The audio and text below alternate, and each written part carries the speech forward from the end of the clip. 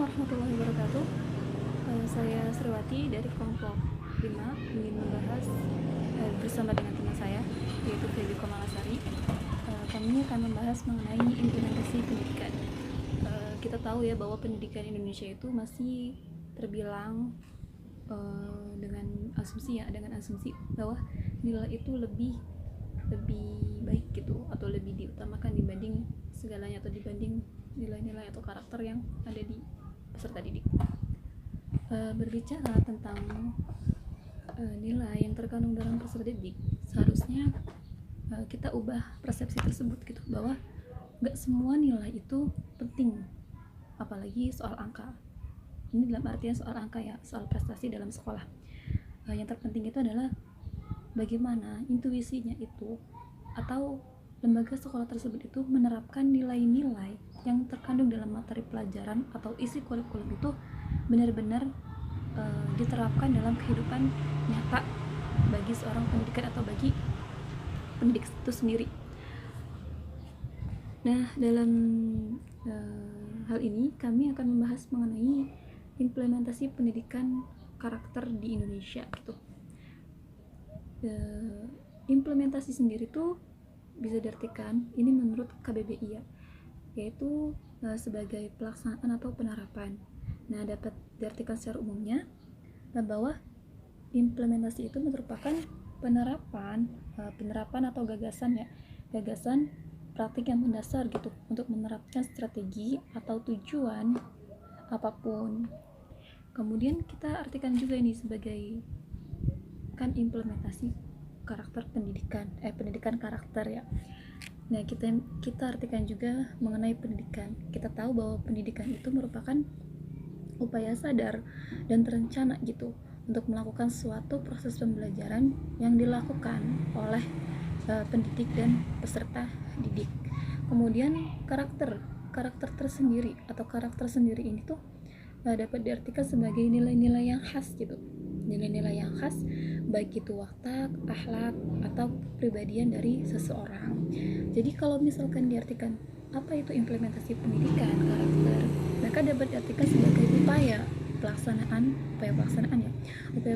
atau penerapan nilai-nilai dalam pendidikan. Nah, jadi dapat diartikan bahwa pendidikan itu dapat memberikan atau menerapkan nilai-nilai yang baik gitu kepada peserta didik, tentunya tadi lewat pendidikan. Jadi lewat pendidikan itu bisa membangun karakter. Kemudian dalam hal pendidikan gitu, apa aja sih gitu komponen yang dapat membantu nilai-nilai atau membantu pembentukan nilai karakter bagi peserta didik. Di antaranya ada isi kurikulum. Nah, kurikulum ini merupakan pembinaan karakter. Ini termasuk pembinaan karakter ya dalam materi. Jadi di dalam kurikulum juga nilai-nilai materi atau nilai-nilai isi pelajaran juga harus terrealisasikan atau dijalankan di kehidupan nyata. Bukan hanya untuk peserta didik, tapi untuk pendidik juga. Sebagaimana pendidik itu kita tahu bahwa dalam UU ya, bahwa pendidik itu harus memiliki kompetensi. Nah, salah satunya itu kompetensi tentang kepribadian. Jadi pendidik harus menerapkan atau memberikan teladan juga bagi peserta didik gitu. Kemudian ada proses pembelajaran. Ini proses pembelajaran dan penilaian.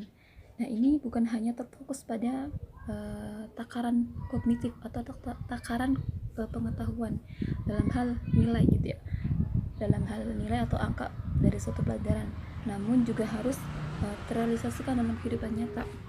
Misalnya kita peserta didik itu mendapatkan nilai pendidikan agama Islam mengenai bab akhlak terpuji, maka bukan hanya pada nilainya atau bukan hanya pada teorinya, tapi pada praktiknya juga peserta didik tersebut diusahakan untuk merealisasikannya atau mengimplementasikannya. Kemudian komponen yang ketiga itu penanganan atau pengelolaan mata pelajaran. Nah, hal ini dapat diintegrasi ya pada setiap pembelajaran. Kemudian yang keempat ini berkaitan dengan pengelolaan sekolah atau manajemen sekolah ya. Kita dapat melihat itu bagaimana sekolah tersebut itu direncanakan, dilaksanakan dan dikendalikan, itu baik melalui kurikulumnya bagaimana, penilaian karakter atau penerapan karakternya seperti apa, sarana dan prasarannya juga seperti apa. Semuanya terpaut dalam pengelolaan sekolah atau manajemen dari sekolah tersebut. Kemudian komponen yang kelima itu yaitu mengenai pelaksanaan aktivitas atau kegiatan kokurikuler. Nah, di mana kegiatan kokurikuler ini sangat membantu dalam pembentukan karakter peserta didik dan pembinaan mutu akademik dari peserta didik tersebut. Kemudian ada pemberdayaan sarana dan prasarana. Pemberdayaan sarana dan prasarana ini berkaitan dengan bagaimana gitu sekolah tersebut mendukung dalam hal proses belajar mengajar bagi peserta didik, seperti halnya meja kursi atau hal-hal lainnya. Kemudian ada juga perpustakaan atau buku-buku yang menunjang proses belajar mengajar di sekolah tersebut gitu. Kemudian ada pembiayaan. Nah, juga ada komponen yang berkaitan dengan kualitas hubungan. Nah, sekolah tersebut harus memiliki kualitas hubungan yang baik itu dari masyarakat itu sendiri atau dari peran wali murid sendiri gitu. Kemudian ada yang terakhir, yaitu komponen yang terakhir ya adalah etos kerja yang baik. Jadi pelaksanaan sekolah baik itu tentang petugasnya atau tentang pendidik atau tentang tata usaha, semuanya harus memiliki etos kerja yang baik dalam hal kepribadian atau dalam hal pengelolaan sekolah tersebut. Kemudian upaya apa sih gitu ya, upaya apa untuk meningkatkan kesesuaian dan mutu pendidikan dari pendidikan karakter di Indonesia sendiri.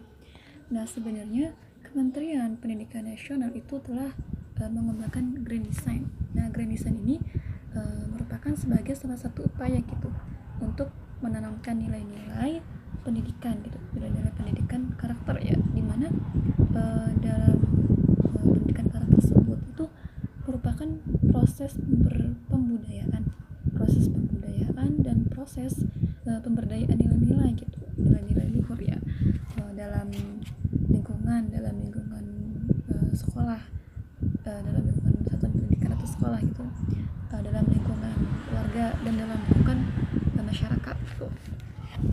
Yang mana nilai-nilai tersebut itu berasal atau dapat kita peroleh dari proses pendidikan mengenai teori-teori pendidikan, psikologi, kemudian sosial budaya, kemudian ajaran agama dan Pancasila serta undang-undang itu sendiri gitu.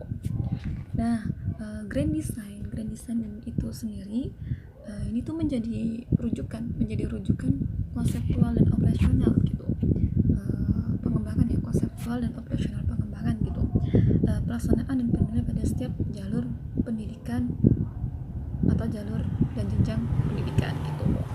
Nah, konfigurasi karakter dalam bentuk totalitas proses psikologi dan sosial ini tuh berkaitan dengan kultural gitu, sosial kultural. Ini tuh dikelompokkan menjadi empat. Yang pertama itu olah hati ini berkaitan dengan aspek spiritual dan emosional gitu, bagaimana kita mengolah hati kita atau menjaga emosional kita gitu, itu berkaitan dengan olah hati gitu. Kemudian olah pikir ini berkaitan dengan intelektual atau pengetahuan. Ada olahraga dan kinestik, ini tuh berkaitan dengan psikologis dan kinestik ya. Kemudian ada olah rasa dan karsa. Nah, olah rasa ini berkaitan dengan perilaku dan kreativitas atau rasa gitu. Karsa itu dalam hal kreativitas ya, kurang lebihnya. Kemudian apa sih gitu upaya mewujudkan pendidikan karakter gitu, bagaimana gitu yang harus dilakukan gitu. Nah, untuk mengupayakan atau mewujudkan pendidikan karakter gitu, maka dilakukan berbagai macam pendekatan gitu. Pendekatan itu ada yang bersifat modern, yang bersifat modern itu berpatok pada pendidikan moral barat gitu. Kemudian ada juga yang bersifat tradisional atau lokal ya gitu. Nah, pendekatan dari pendekatan moral barat itu diantaranya kita bisa melakukan melalui pendekatan moral kognitif atau pengetahuan, kemudian analisis nilai, kemudian pendidikan klarifikasi nilai. Sedangkan pendekatan tradisional itu dapat melalui penemuan gitu atau penalaran atau penerapan gitu nilai-nilai sosial tertentu gitu dalam dari peserta didik. Hal ini tuh berkaitan dengan penanaman nilai-nilai strategik gitu. Kemudian ada juga yang berpendapat gitu, salah satu tokoh yaitu menurut Hearst, beliau berpendapat bahwa pendekatan yang digunakan gitu untuk mewujudkan pendidikan karakter bisa dilakukan melalui pendekatan pengembangan rasional ya, kemudian pendekatan pertimbangan, ada juga pendekatan klarifikasi nilai, pendekatan pengembangan moral kognitif, dan pendekatan perilaku sosial. Ada juga gitu tokoh yang lain berpendapat bahwa untuk mewujudkan pendidikan karakter bisa dilakukan dengan pendekatan kognitif, afektif, dan perilaku. Ini menurut Elias. Nah, pada intinya pendidikan karakter di Indonesia itu masih belum terfokuskan gitu. Sekolah di Indonesia umumnya itu lebih terfokus kepada penerapan kognitif atau pengetahuan gitu. Misalnya dalam hal masih terfokus pada nilai ujian akhir sekolah atau ujian-ujian lainnya gitu. Nah, seharusnya gitu kita ubah pendidikan dalam hal sekolah tersebut, intuisi dalam lembaga pendidikan sekolah tersebut kita ubah persepsinya gitu, bahwa nggak semua nilai itu menjadi patokan dari seseorang. Seharusnya intuisi dari lembaga tersebut atau dari lembaga sekolah tersebut itu harusnya menanamkan nilai-nilai karakter sebagai wujud dari penanaman karakter bagi peserta didik. Dan bagaimana caranya? Bagaimana caranya itu bisa dengan diadakan pengalaman-pengalaman gitu. Jadi sekolah tersebut harus mengadakan pengalaman-pengalaman untuk atau sebagai wujud dari pendidikan karakter yang ada di Indonesia gitu. Jadi bisa dilakukan dengan pengalaman yang diadakan di sekolah tersebut. Jadi nggak terfokus sama nilai gitu ya. Baik, itu saja. Materi selanjutnya akan dilanjutkan oleh teman saya. Kurang lebihnya mohon maaf. Wassalamualaikum warahmatullahi wabarakatuh. Bismillahirrahmanirrahim. Assalamualaikum warahmatullahi wabarakatuh. Saya Bimbi Malasari akan melanjutkan menjelaskan materi mengenai nilai-nilai karakter yang sudah dijelaskan oleh rekan saya tadi. Mengenai nilai-nilai karakter. Pendidikan karakter ini berpijak dari karakter dasar manusia yang bersumber dari nilai moral universal, bersifat absolut yang bersumber dari agama yang juga disebut sebagai the golden rule. Pendidikan karakter juga dapat memiliki tujuan yang pasti apabila berpijak dari nilai-nilai karakter dasar tersebut. Nah, di antara nilai-nilai utama yang dimaksud dan deskripsi ringkasnya yaitu ada yang pertama nilai karakter dalam hubungannya dengan Tuhan dalam artian kehidupan yang religius. Yang kedua, nilai karakter dalam hubungannya dengan diri sendiri. Yang pertama ada sikap jujur, yang kedua bertanggung jawab, yang ketiga bergaya hidup sehat, yang keempat disiplin, kerja keras, percaya diri, lalu berjiwa wirausaha, lalu berpikir logis, kritis, kreatif, dan inovatif, bersikap mandiri, rasa ingin tahu yang tinggi, cinta ilmu. Lalu yang ketiga ada nilai karakter dalam hubungannya dengan sesama. Yang pertama ada sadar akan hak dan kewajiban diri dan orang lain. Yang kedua patuh pada peraturan-peraturan sosial, lalu menghargai karya dan prestasi orang lain, bersikap santun dan demokratis. Yang keempat ada nilai karakter dalam hubungannya dengan lingkungan, yaitu yang paling penting peduli sosial dan lingkungan. Yang kelima ada nilai kebangsaan, yaitu cara berpikir, bertindak, dan wawasan yang menempatkan kepentingan bangsa dan negara di atas kepentingan diri dan kelompoknya. Ada sikap nasionalis, menghargai keberagaman, dan lainnya. Mengenai penyelenggaraan pendidikan karakter di sekolah harus berpijak kepada nilai-nilai karakter dasar yang selanjutnya dikembangkan menjadi nilai-nilai yang lebih banyak atau lebih tinggi, yang bersifat tidak absolut atau bersifat relatif, sesuai dengan kebutuhan, jadi kondisi dan lingkungan sekolah itu sendiri. Lalu keberhasilan mengenai implementasi pendidikan karakter pada tataran sekolah, kriteria pencapaiannya pendidikan karakter ini adalah terbentuknya budaya sekolah, yaitu perilaku, tradisi, kebiasaan keseharian, dan simbol-simbol yang dipraktikkan oleh semua warga sekolah dan masyarakat sekitar sekolah. Ini juga harus berlandaskan nilai-nilai karakter yang sudah disebutkan tadi. Contohnya, keberhasilan program pendidikan karakter dapat diketahui melalui pencapaian indikator oleh peserta didik yang antara lain meliputi sebagai berikut. Yang pertama, ada mengamalkan ajaran agama yang dianut sesuai dengan tahap perkembangan remaja. Yang kedua, memahami kekurangan dan kelebihan diri sendiri. Yang ketiga, menunjukkan sikap percaya diri. Yang keempat, mematuhi aturan-aturan sosial yang berlaku dalam lingkungan yang lebih luas. Yang kelima, menghargai keberagaman agama, budaya, suku, ras, dan golongan sosial ekonomi dalam lingkup nasional. Yang keenam, mencapai dan menerapkan informasi dari lingkungan sekitar dan sumber-sumber lain secara logis, kritis, dan kreatif.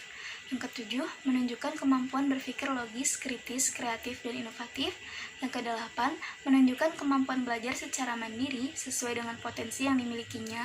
Lalu ada menunjukkan kemampuan menganalisis dan memecahkan masalah dalam kehidupan sehari-hari.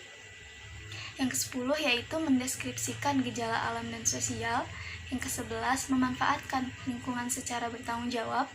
Lalu yang ke-12 menerapkan nilai-nilai kebersamaan dalam kehidupan bermasyarakat, berbangsa, dan bernegara demi terwujudnya persatuan dalam Negara Kesatuan Republik Indonesia.